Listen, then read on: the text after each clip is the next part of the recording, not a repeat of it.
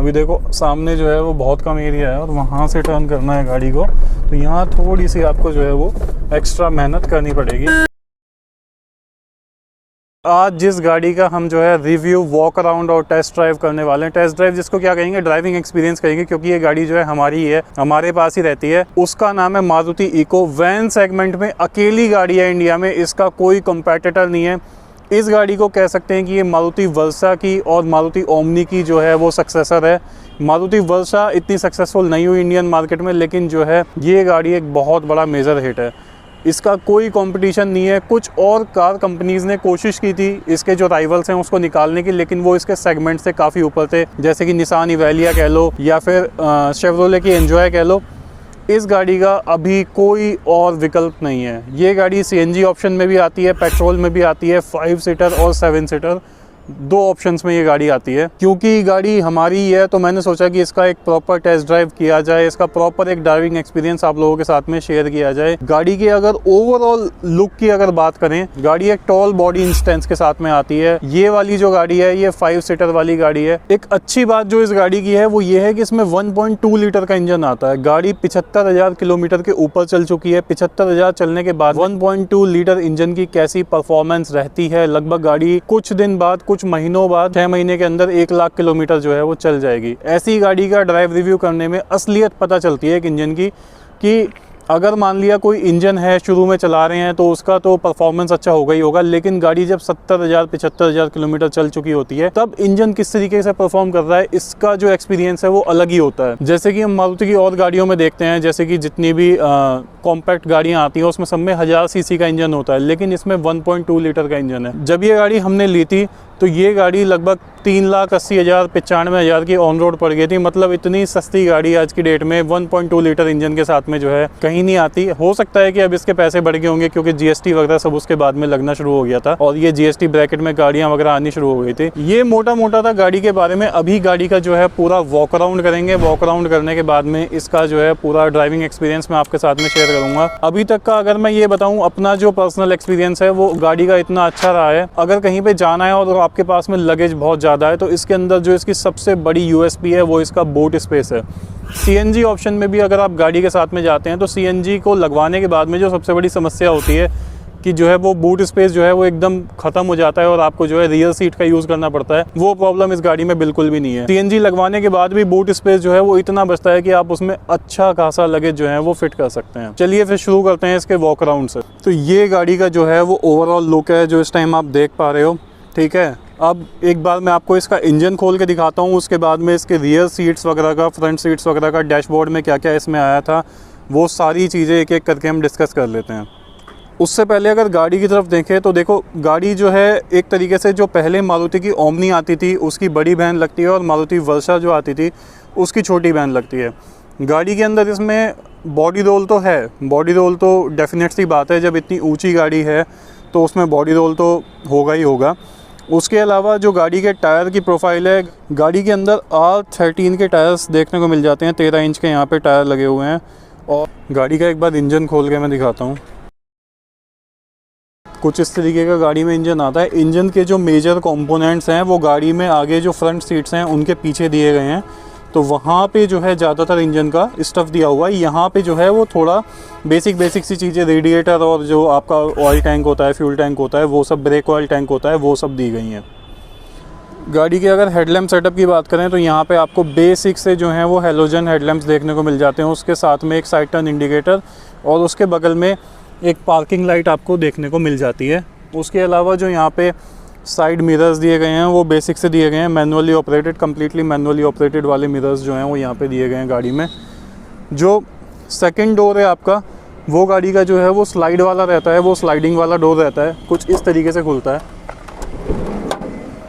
कुछ इस तरीके से वो डोर पूरा का पूरा खुल जाता है। और उसके बाद में काफ़ी अच्छा एक जो स्पेस जो है वो यहाँ पे निकल के आता है। यहाँ पे हेडरेस्ट नहीं है तो हो सकता है कि थोड़ा सा फटीग आपको लॉन्ग जर्नीज़ में महसूस हो, लेकिन यहाँ पे आपके जो लेग रूम है वो बहुत एम्पल आपको देखने को मिल जाता है, ठीक है।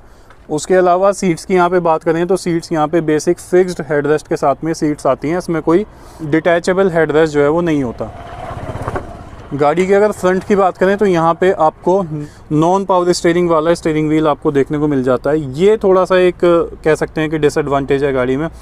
उसके अलावा गियर लीवर भी जो है, जो वैगनार में आता है, वो पहले थोड़ा बड़ा वाला लीवर आता था, अब इस गाड़ी में जो है वो गियर लीवर इतना बड़ा नहीं है।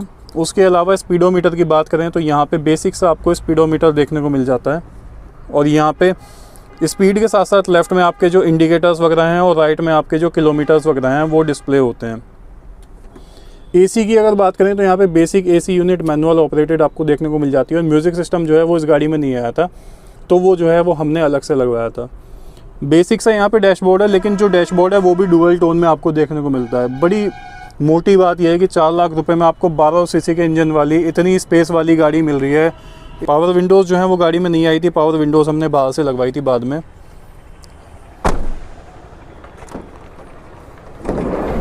जो सबसे बड़ी यूएसपी है गाड़ी की वो है इसका बूट स्पेस। इसका एक बार बूट स्पेस दिखा देते हैं।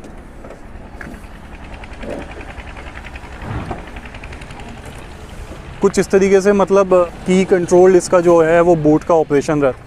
यहाँ पे की ऑपरेटेड इसका बूट स्पेस होता है, बूट को चाबी से ऑपरेट करना होता है, उसके बाद में यहाँ से बूट स्पेस खुल जाता है, और इतनी जगह मतलब आपको यहाँ पे देखने को मिलती है। More than ample amount of space है। अगर आप चाहो तो उसमें सीएनजी का जो सिलेंडर है आपका वो वहाँ पे जो सीएनजी का पूरा सिलेंडर है वो वहाँ पे फिट हो जाता है, और उसके बाद भी इतनी जो है वो जगह बच जाती है। सीएनजी ऑप्शन के साथ भी ये गाड़ी जो है मारुति की फिटेड आती है। यहाँ पे हमने चाइल्ड वाली सीट्स जो हैं वो फिक्स करवा रखी हैं। वह जो 7 सीटर वाली गाड़ी आती है उसमें क्या होता है कि यहाँ पे सीट में जो है ये एक सीट नहीं होती, और वहाँ से जो है एंट्री करके यहाँ पे 3rd रो ऑफ सीट्स होती है। इसकी एक कार्गो ऑप्शन भी आती है, वो कार्गो ऑप्शन प्योर जो है कमर्शियल यूज़ के लिए आती है। बूट स्पेस बंद कर देते हैं तो यहाँ पे बड़ा सा आपको पीछे जो है एक ग्लास मिल जाता है, यहाँ पे सुजुकी का लोगो मिल जाता है। टेल लैंप्स कुछ इस तरीके के आते हैं, इको की यहाँ पे ब्रांडिंग आती है। उसके अलावा अगर साइड में बात करें तो साइड में यहाँ पे जो है वो टर्न इंडिकेटर मिल जाता है, और फ्यूल टैंक जो है वो आपका नीचे की ऑपरेटेड है, तो यहाँ पे जब भी आपको फ्यूल फिल करवाना हो तो आपको की ऑपरेशन से उसको खोलना पड़ेगा। गाड़ी के अंदर अगर उठने और बैठने की बात करूँ, मैं इनग्रेस एग्रेस की बात करूँ, तो वो जो है गाड़ी का बिल्कुल कंफर्टेबल है, कोई प्रॉब्लम नहीं होती, क्योंकि गाड़ी की जो है हाइट अच्छी खासी है, तो उसमें कोई समस्या नहीं होती। नॉर्मल गाड़ी अगर आप चलाते हो और उसके बाद में इस गाड़ी को चलाएं तो आपका एक्सपीरियंस बिल्कुल ही अलग होगा, क्योंकि इसके अंदर पावर स्टीयरिंग नहीं होता, तो आपको यहाँ पे थोड़ी सी मेहनत करनी पड़ती है और थोड़ा सा ज़्यादा ध्यान रखना पड़ता है। पहले मैं आपको यहीं पे जो ये पतली पतली सी रोड्स हैं यहाँ पे, इन पे गाड़ी को चला के दिखाता हूँ कि गाड़ी को कैसे, मतलब टर्न वगैरह करने में कैसा मेरा एक्सपीरियंस रहता है और क्या रहता है। अभी देखो सामने जो है वो बहुत कम एरिया है और वहाँ से टर्न करना है गाड़ी को, तो यहाँ थोड़ी सी आपको जो है वो एक्स्ट्रा मेहनत करनी पड़ेगी, और स्टीयरिंग का जो रोटेशन है वो भी काफ़ी अच्छा है गाड़ी में।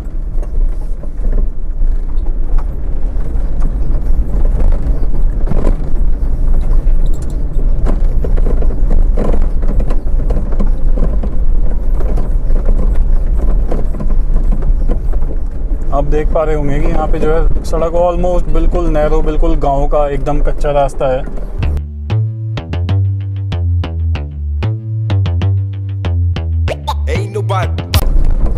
गाड़ी के अगर इंजन की बात करूँ मैं तो 73,386 किलोमीटर जो है ये इंजन अब तक पूरे कर चुका है, और उसके बाद भी पिकअप में, एक्सेलरेशन में और गाड़ी के उठान में, जिसको कहना चाहिए, कोई समस्या नहीं है किसी भी तरीके की। थोड़ा सा बाहर मेन रोड पे लेके चलते हैं और देखते हैं फिर कैसा रहता है इसका परफॉर्मेंस। मैंने इस गाड़ी को लगभग 10 से 15 हज़ार किलोमीटर खुद चलाया है, और मतलब मुझे कभी कोई ऐसी समस्या नहीं हुई। ब्रीज़ा लेने के बाद भी मतलब मैंने कई बार इस पे लॉन्ग ड्राइव्स वगैरह की हैं।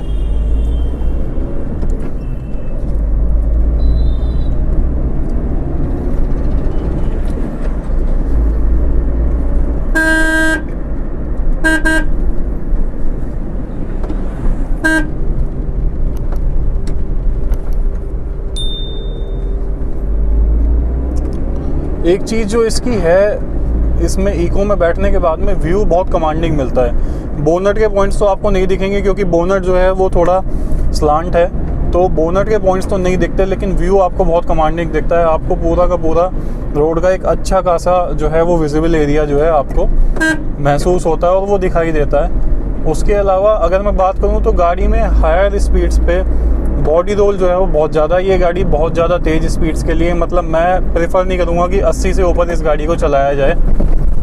70-80 मैक्सिमम 90, वो भी अगर जो है सड़क खाली हो और जो है रास्ता साफ़ हो उसके लिए ठीक है। लेकिन सबसे बड़ी बात जो है वो इसमें ये ध्यान देने वाली है कि हायर स्पीड्स पे इसमें जो है शार्प टर्न्स वो ना लिए जाएं, क्योंकि गाड़ी के अंदर इतनी ऊंची होने के साथ साथ इसका जो व्हील बेस है वो लेंथी है, यानी कि वो चौड़ाई में नहीं है, वो लेंथी है। तो उसमें स्लिप होने के और गाड़ी के पलटने के जो चांसेस हैं वो बन जाते हैं। गाड़ी जितनी ज़्यादा बैठी हुई होती है, जितना ज़्यादा क्रॉसओवर या फिर सेडान प्लेटफॉर्म होता है, उतनी गाड़ी ज़्यादा स्टेबल होती है। और जैसे जैसे गाड़ी वो ऊंची होती जाती है वैसे वैसे उसका बॉडी रोल बढ़ता जाता है, उसकी जो है वो स्टेबिलिटी कॉम्प्रोमाइज़ होती जाती है बेसिकली। इसीलिए कहीं ना कहीं कहा जाता है कि कुछ लोग क्या करते हैं, एक क्रॉसओवर गाड़ी को एक एसयूवी गाड़ी के कंपैरिजन में लेना ज़्यादा प्रीफर करते हैं। उसकी यही वजह होती है कि क्रॉसओवर गाड़ी के अंदर कुछ कुछ जो है वो सीडान के कैरेक्टरिस्टिक्स भी होते हैं। गाड़ी को चलाने में कोई तकलीफ़ नहीं है, मज़ेदार गाड़ी है एकदम। किसी भी गियर में जो है एक्सेलरेशन दबाओ और पूरा आपको जो है पिकअप और आपको पूरा फीडबैक जो है वो इंजन से महसूस होता है। एक पे एसी चलाया हुआ है, वो भी बिल्कुल मिनिमम करके, और उसके बाद भी वो काफ़ी हद तक जो है वो टेम्परेचर को मेंटेन रखती है गाड़ी। भले ही इसमें मैनुअल एसी दिया गया हो, लेकिन अभी 75,000 किलोमीटर होने के बाद भी उसमें कोई ऐसी कोई समस्या वाली बात नहीं है।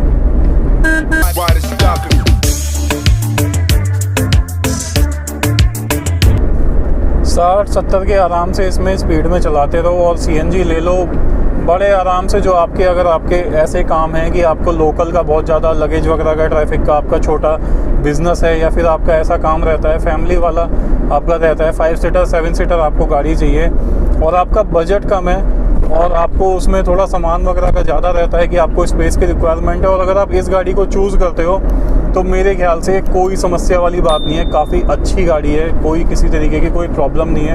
आप पर्सनल यूज़ के लिए लो या फिर आप कमर्शियल यूज़ के लिए लो, किसी भी तरीके की कोई प्रॉब्लम मुझे ऐसे कुछ दिखाई नहीं देती है। जो एक समस्या है वो ये है कि अगर इसका जो स्टीयरिंग है, मेरे को अभी पता नहीं है कि नए वाले मॉडल में वो पावर स्टीयरिंग आता है कि नहीं आता। अगर इसका पावर स्टीयरिंग और होता तो शायद थोड़ा और बेहतर होता। लेकिन जब आप गाड़ी में बैठते हो, मैं एक बात ये शेयर करना चाहता हूँ, अगर आपका ड्राइविंग एक्सपीरियंस अच्छा है और आपने कोई नई गाड़ी चलाई जिसके की ड्राइविंग डायनामिक्स जो हैं वो एकदम अलग हैं, विदिन 5 मिनट्स आप उस गाड़ी के लिए कस्टम हो जाते हो। मतलब आपको मुश्किल से 5 से 10 मिनट लगते हैं कि उस गाड़ी के अंदर बैठने के बाद में उसके हैबिचुअल होने में। अब जैसे मैं इस गाड़ी को फ़िलहाल 70-80 के आसपास क्रूज़ कर रहा हूँ, मुझे कोई ऐसी प्रॉब्लम नहीं आ रही। ओवरटेकिंग भी कर रहा हूँ, हम हाईवे पे गाड़ी को चला रहे हैं, कोई ऐसी समस्या मुझे महसूस नहीं हो रही है कि मैं जैसे एक ब्रीज़ा ओनर हूँ तो मैं ज़्यादातर जो है वो हर वक्त जो है वो ब्रीज़ा ही चलाता हूँ कि मैं किसी और गाड़ी में बैठा हूँ या फिर कुछ ऐसा कुछ डिफरेंट सा, कुछ ऐसा अनकंफर्टेबल सा, मुझे ऐसा कुछ फील नहीं हो रहा। अभी जब सुबह सुबह गाड़ी लेके निकले थे तो काफ़ी स्मॉग हो रहा था। फॉग तो मैं नहीं बोलूँगा क्योंकि आजकल पोल्यूशन के लेवल्स जो हैं वो बहुत हाई हैं। इट्स अ गुड थिंग कि अभी थोड़ा सा धूप निकलने की वजह से थोड़ा सा साफ़ हो गया है मौसम।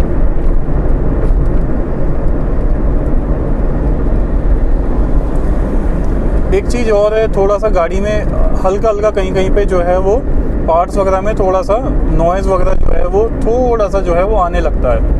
थोड़ी सी गाड़ी जिसको कहते हैं देसी भाषा में कि वो बजने लग जाती है, तो कहीं कहीं पे वो चीज़ जो है वो महसूस होती है। अगर आप प्रॉपर उसकी सर्विसिंग वगैरह करवाएं, उसको रखें मेंटेन बिल्कुल, तो ये चीज़ें भी आपकी जो है वो एलिमिनेट हो सकती हैं। और अगर आप गाड़ी को बहुत ज़्यादा गड्ढों में ना लेके जाएं, या फिर अगर गड्ढों में जाएं तो बहुत हल्की स्पीड्स पे उसको मेंटेन रखें, स्पीड ब्रेकर्स वगैरह पे आराम से निकालें, तो ये चीज़ें जो हैं वो मिनिमम हो सकती हैं। गाड़ी के अंदर एक चीज़ और है, अगर आपको चाहिए, ये एक बहुत इंपॉर्टेंट बात है, मैं शेयर करना चाहता था कि आपकी गाड़ी खड़खड़ाए ना, या फिर उसके अंदर ऐसी ये बजने वाली प्रॉब्लम जो है ना हो। उसके अंदर हमेशा जो टायर प्रेशर है वो करेक्ट होना चाहिए, ना कम होना चाहिए ना ज़्यादा होना चाहिए। अगर टायर प्रेशर बहुत ज़्यादा होगा तो उसका जो है लोड बहुत ज़्यादा सस्पेंशन में जाएगा, जिस वजह से जो गाड़ी का ओवरऑल अलाइनमेंट है और सस्पेंशन है वो ख़राब होने के काफ़ी चांसेस रहते हैं। अगर आप गाड़ी के अंदर करेक्ट टायर प्रेशर मेंटेन करेंगे तो उससे क्या होगा, सस्पेंशंस भी अपना काम करेंगे, टायर्स भी अपना जो फीडबैक है वो गाड़ी को देंगे और उससे आपकी गाड़ी लंबे समय तक काफ़ी आपका साथ निभाएगी।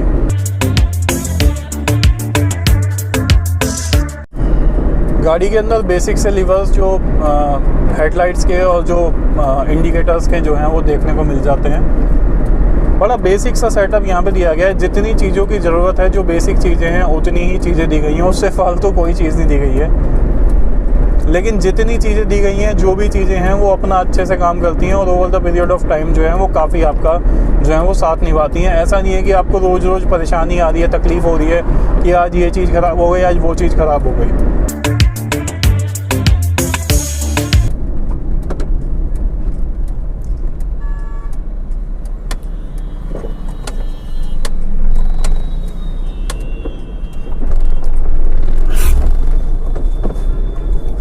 इस गाड़ी में जो आगे का बोनट वाला पोर्शन है वो काफ़ी कम है। मतलब आपको काफ़ी हद तक ये अंदाज़ा लगाना होगा कि जब आप गाड़ी को चला रहे हो, कहीं से निकाल रहे हो, थोड़ा सा शार्प वहाँ पे टर्निंग या जगह कम है, वो बहुत कम जगह लेता है, तो आप आराम से उसको जो है वो निकाल सकते हो। लेकिन जो पीछे वाला पोर्शन है वहाँ पे आपको ये ध्यान रखना होगा कि क्योंकि गाड़ी थोड़ी लेंदी है तो वो वाला पोर्शन को भी आपको बचाना होगा।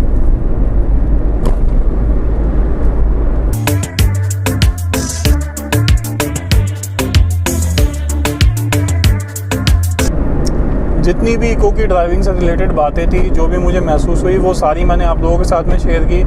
मेन बात यह है, बॉडी रोल का ध्यान रखें, बहुत ज़्यादा हायर स्पीड्स पे गाड़ी को ना चलाएं। हायर स्पीड्स पे अगर आप चला रहे हैं, एक बार को अगर आप 100 के आसपास, 90-100 के आसपास चला रहे हैं, कभी भी इसमें शार्प टर्न्स ना लें। यही कुछ मेजर बातें इसमें ध्यान रखने की। बाकी गाड़ी एकदम बेहतरीन है, कोई समस्या नहीं है। इतने पैसों में और कोई ऐसी गाड़ी जो है इसके कंपटीशन में वो नहीं आती है। ये था दोस्तों मेरा मारुति इको का ड्राइविंग फीडबैक, वॉक अराउंड और पूरा का पूरा एक तरीके से ओनरशिप एक्सपीरियंस ही कह लीजिए इसको। दोस्तों होपफुली आपको ये वीडियो अच्छी लगी होगी, आपको मेरी बताई गई बातें थोड़ी हेल्पफुल लगी होंगी और शायद अगर आप मारुति इको को लेने का प्लान कर रहे हैं तो उसमें आपको थोड़ी बहुत हेल्प मिले। Thank you so much for watching the video till the end guys. इसके अलावा अगर आपके मन में मारुति इको को लेके कुछ क्वेश्चंस हैं, कुछ क्वेरीज हैं, आप मुझसे कमेंट सेक्शन में पूछ सकते हैं। Stay tuned for more updates like this. Thank you guys. Bye bye. Take care of yourself and always ride safe.